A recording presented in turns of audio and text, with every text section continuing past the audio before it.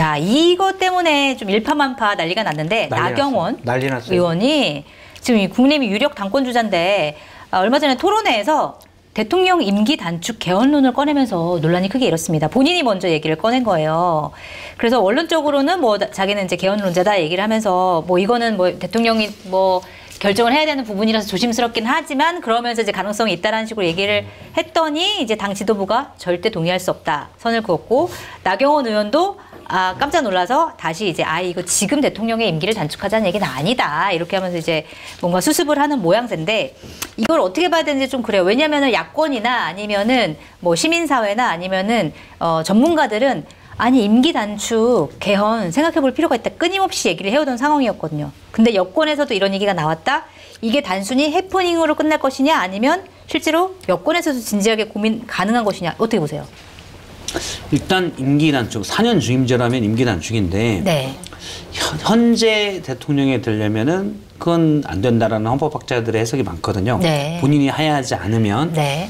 그래서 여권에서 그거를 대놓고 찬성하기 쉽지 않을 것이고 네. 그리고 윤 대통령이 이분 대통령은 이제 반성을 잘 안 해본 스타일. 처음부터 일기를 써본 적이 없을 것 같다. 그림 일기 몇 개 빼고는 그랬을 거라고 생각을 하는데 하야를 스스로 할 가능성은 저는 거의 없다고 생각해요. 아주 몰리지 않는 한. 네. 왜냐하면 본인의 실패를 인정하지 않기 때문에 없다고 생각하고 나경원 의원의 가능성을 열어놨다는 건 엉겹결에 본심이 나왔다 그냥. 나경원 의원의 본심이 나왔다. 대통령 잘 좀 하지 총선도 지고 물론 본인은 됐지만 총선도 참패하고 이런 건 대통령 탓이라고 대부분 제가 만나본 분들은 대부분 그렇게 생각을 해요. 네. 한동훈 위원장의 잘못도 있겠지만 대통령이 훨씬 크다라고 생각을 하는데 그걸 대놓고 다 얘기할 수는 없잖아요. 방송 같은데. 근데 이제 그런 정서를 가지고 있다가 질문에 그냥 툭 뭐 본인도 내려올 수 있죠 뭐 이렇게 네. 얘기하지 않았나라고 생각합니다. 네. 본인이 바로 이제 취소도 했어요. 네. 오늘도 한 번 해명 더 했어요.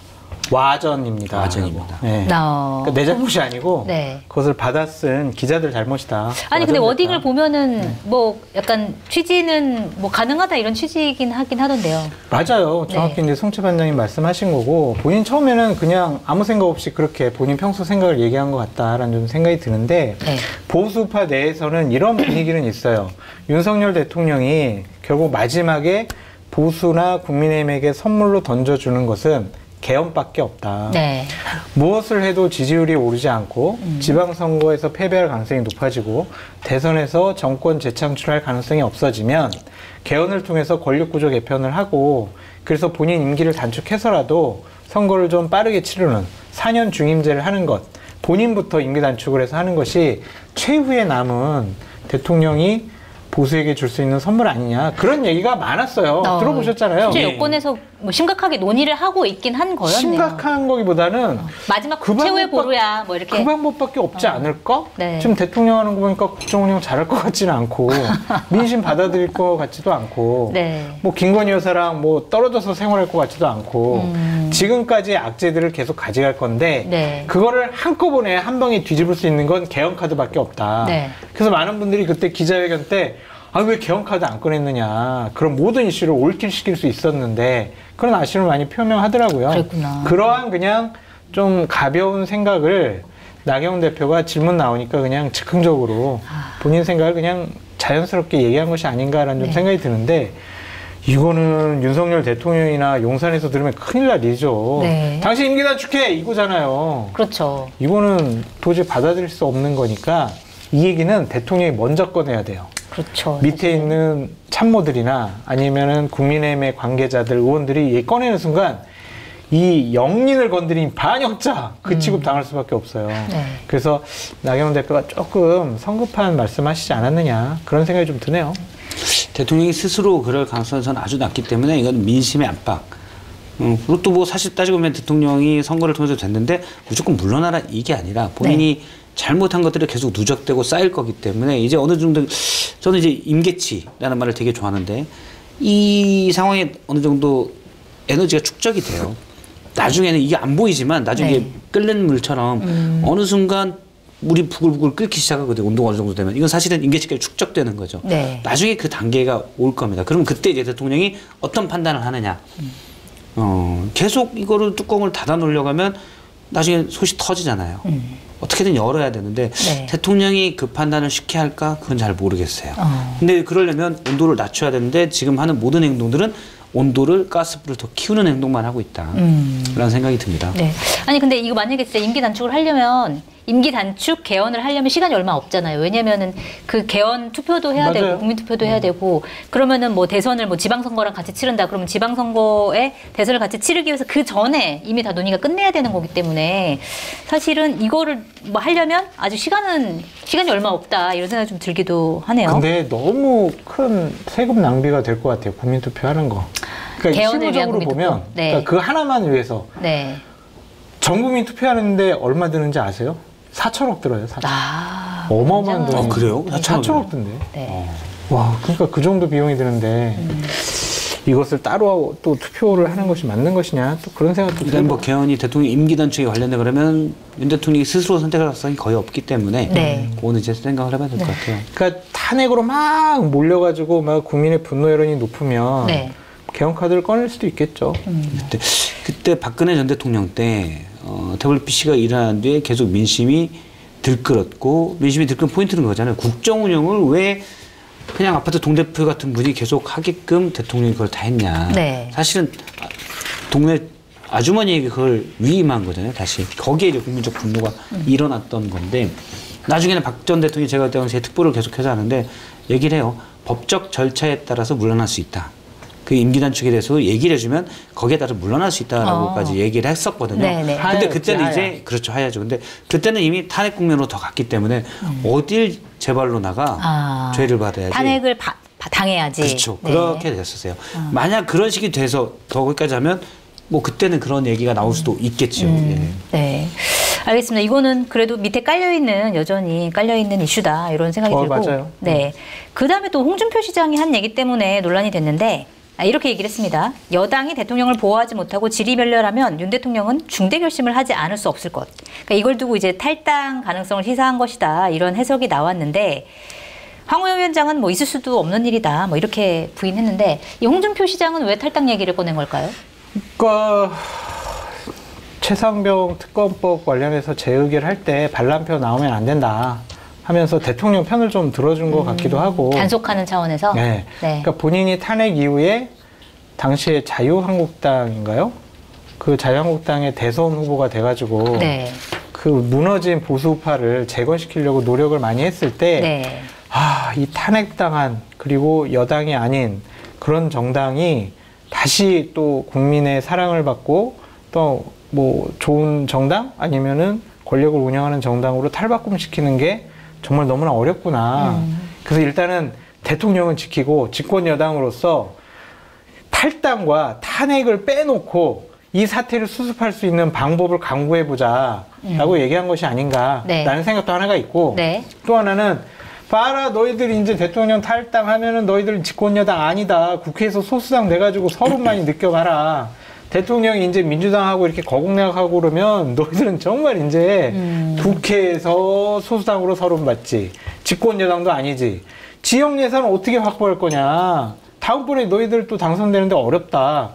그렇게 좀 협박한 것도 있는 것 같아요. 협박. 네. 예. 알겠습니다. 어떻게 저는 홍준표 시장, 저는 뭐 이럴 때 늘 역지사지 빙의를 해보거든요. 네. 홍준표 시장의 빙의를 잠깐 해봤어요. 해주시죠. 네, 했는데 네. 방자하다. 내가 내 홍준표 시장이 어떨까? 그다음에 뭔 말을 하려고 했더니 홍준표 시장이 들으면 화낼 것 같아서 그 다음 말을 않고 일단 네. 얘기를 하면 이거 안 보시네요. 오직 생각은 대선 주자, 네. 다음 대선에 있거든요. 네. 그러면 가장 성가신 사람은 한동훈 위원장.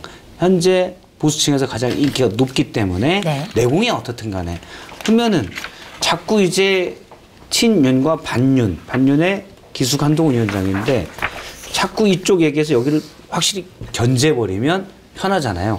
물론 오세훈 서울시장도 있고 유승민 전 의원도 있을 수가 있고 나중에 이준석 대표도 단일화로 얘기가 될 수 있겠지만 일단은 한동훈 위원장은 빼자.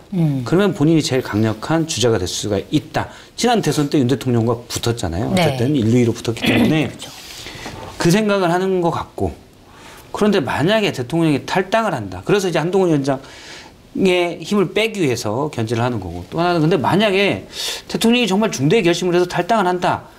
그러면 정말 빠르게 무너질 겁니다. 윤석열 정부가. 네. 대선이 빨리 올 수도 있어요.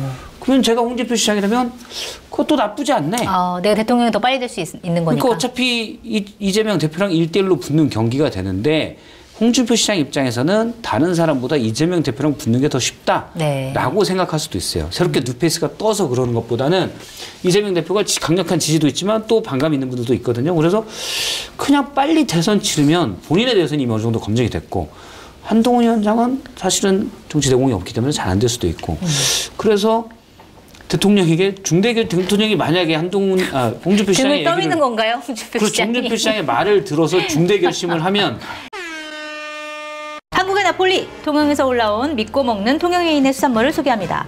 식사는 물론 술 안주로도 손색 없는 낙지, 새우, 소곱창이 한가득 담긴 낙곱새 밀키트. 숯불향이 가득 배인 겉은 바삭하고 속은 고소한 숯불향 가득 고등어구이도 준비되어 있습니다. 구매 방법은 네이버에서 통영해인을 검색하시면 됩니다. 50 대리운전은 모든 대리운전 기사님의 100% 실명 확인과 보험 가입을 통해 믿고 안전하게 이용하실 수 있습니다. 앱 설치 시 즉시 이용 가능한 만원 적립 등 많은 혜택이 기다리고 있으니 많은 관심 부탁드립니다. 고정 댓글 링크를 클릭하시거나 구글 애플 스토어에서 50 대리운전을 검색하시면 됩니다. 힘이 불끈 나는 장어와 보약의 대명사 녹용이 만났습니다.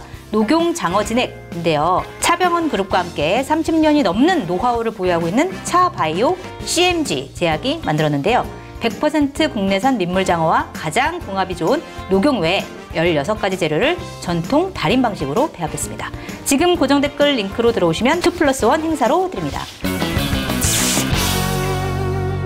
홍준표 시장 입장에서는 다른 사람보다 이재명 대표랑 붙는 게 더 쉽다라고 생각할 수도 있어요. 새롭게 뉴페이스가 떠서 그러는 것보다는 이재명 대표가 강력한 지지도 있지만 또 반감 있는 분들도 있거든요. 그래서 그냥 빨리 대선 치르면 본인에 대해서는 이미 어느 정도 검증이 됐고 한동훈 위원장은 사실은 정치 내공이 없기 때문에 잘 안 될 수도 있고 그래서 대통령에게 대통령이 만약에 홍준표 시장의 등을 떠미는 건가요? 홍준표 시장이? 홍준표 시장의 말을 들어서 중대 결심을 하면 이건 중대 결심 당하는 거예요. 그러니까 홍준표 시장의 대권 가도를 위해 중대 결심을 당하는 대통령이 될 수도 있겠다. 이 부분만 따로 쇼츠로 만들어서 홍준표 시장님한테 보내주세요.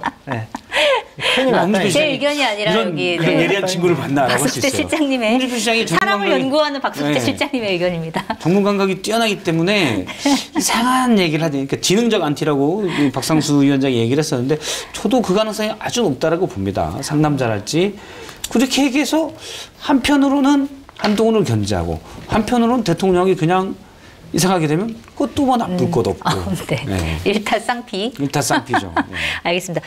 근데 한동훈 위원장은 때리면 때릴수록 좀 뜨는 것 같은데 최근에 한동훈 위원장이 또 지구당 부활 필요성을 얘기를 하면서 또 화제가 됐어요. 근데 이렇게 자꾸 당 현안에 대해서 얘기를 하고 이렇게 얘기한다는 거는 출마를 한다는 얘기겠죠, 전당대회?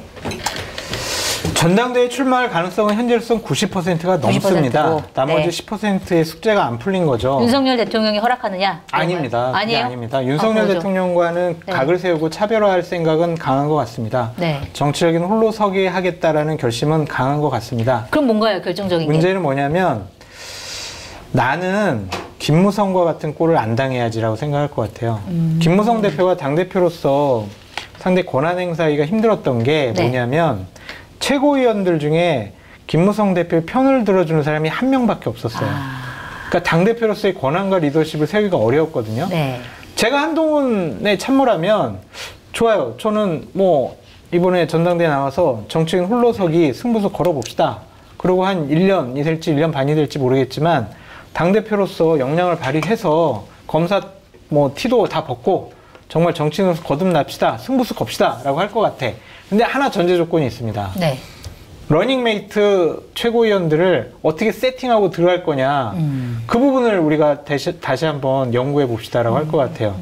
그러니까 본인이 좋아한다고 그래서 이제 후보군이 난 싫은데요. 나는 윤석열 대통령 팬인데요. 그러면 안 될 거 아니야. 그렇죠. 그러니까 같이 편을 먹고 당선될 가능성이 있는 사람을 세팅하고 들어가는 그 작업이 아직 안 된 것 같아요.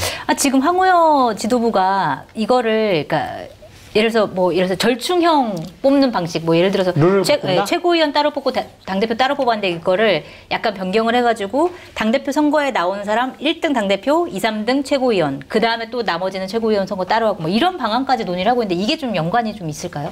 그거는 연관이 없을 것 그건 같아요. 연관이 없어요? 네. 어쨌든 러닝메이트 형식의 최고위원들을 어떻게 세팅할 것이냐 그 부분이 한동훈 전 비대위원장의 고민의 방점이 아닐까 네. 개인적으로 추측해 봅니다. 이제 단일 지도 체제로 강력하게 가야 된다는 말씀이시죠. 한동훈 위원장이 나름의 자리를 잡으려면 그런 얘기인 거죠? 아니 단일 지도 체제가 아니라 최고위원들 내 편 들어줄 최고위원을 세력화를 좀 해야 된다. 네. 그래야 윤석열하고도 싸우고 추경호 원내대표하고도 싸우고 당내에서 리더십을 발휘할 수가 있겠죠. 왜냐하면 되게 허약할 수밖에 맞아요. 없는 당대표가 되거든요. 왜냐하면 대통령 각져야죠. 공천권이 없잖아. 그렇죠. 그러면 의원들이 선거가 없으니까. 왜 말 듣겠어. 네. 말을 들으려면 국민적인 지지도가 높아야 돼요. 차기 대통령 1순위 한동훈 이 여론을 계속 갖고 가야 되거든요. 그것을 갖고 갈 수 없다면 본인이 상당히 좀 주저할 수밖에 없는 거죠. 사실 당대표 되는 것보다 더 어려운 일일 수도 있을 것 같은데. 네. 저는 그래서 한동훈 위원장 개인적 목적을 위해서라면 개인 입장에서만 본다면 예전부터 계속 템플스테이에 가셔라. 이거 핸드폰 네. 안 터지는 데 가서 그냥 세순하고 계셔라. 아이, 폭포수 이렇게 쫙 있고. 지금 전혀 그럴 생각이 없는 것 같아요. 템플스테이는 안 가신대. 네. 왜냐하면 가면은 저기 머리 깎고 스님이 돼야 돼가지고 그거는 오케이. 안 하신다고 그러더라고요. 템플스테이는 그럴 수 있는. 템플스테이 얘기하지 말래요. 알겠습니다. 정중하게 경고한다고 얘기 좀 전해달라고 그러더라고요. 템플스테이는 가지 마시고 뭐 딴 거 그냥 배낭여행을 가시든지. 근데 그거는 한동훈 위원장 개인적 입장. 그건 뭐냐면 한동훈 위원장이 대선 주자를 목적으로 한다면 네. 당대표는 굳이 안 하는 게 낫다라는 거고. 한계를 노출시킬 수 있으니까. 그럼요. 우리가 딱 사례가 있어요. 공천권도 없고 대통령과 각지고 의원들한테 말빨도 안 먹히고 이준석 대표 쫓겨났잖아요. 네. 아무것도 못하고. 그렇잖아요. 당대표지만 공천권도 없고 실제 한동훈 위원장이 하더라도 대선에 나가려면 국민의힘 경우 당권과 대권이 1년 반 전에 분리돼야 돼요. 그래서 26년 지방선거에 아무런 힘을 쓸 수가 없습니다. 네. 1년 반 전이기 때문에 그 전에 나와야 됩니다. 그러면 나가봐야 공천권도 없고 그냥 자기들끼리 최고위원회에서 얘기하는 것밖에 없어요. 네. 추경호 원내대표랑 원내에서 의원들이 안 들으면 아무 영향력이 없어요. 그럼. 네, 그래서 대신 뭐 대통령이랑 각 세워서 얘기하는 재미 정도는 있을 수가 있겠는데 그것만으로 본인의 능력을 입증할 수 있을까? 그래서 저는 안 나오는 게 낫다고 보는데 한동훈 개인적 입장에서 본다면 네. 그런데 이제 국가를 위해서면 나와서 검증받아 어차피 지금 국민의힘의 유력 대선 주자이기 때문에 네. 그냥 산에 있다 툭 튀어나오지 말고 네. 정치 일선에 나와서 검증받는 기한을 거쳐라. 제가 국민 입장에서는 그렇죠. 그렇죠. 제 얘기는 검증받으면 90% 탈락일 거다. 그러니까 한동훈 위원장에서는 안 나오는 게 맞는데 네. 국민 입장에서 보면은 탈락될 거면 나와서 탈락되라. 네. 어리버리 나왔다가 되니까 우리가 전례에서 봤듯이 이거 형 아니더라. 여기 있는 일단 정치 경험을 쌓아야 된다. 그렇죠. 네, 검증도 받아야 되고. 전례는 지금 우리가 잘 알고 있잖아요. 알겠습니다. 전례가 누군지는 아니다. 여러분들 다 아실 거라고.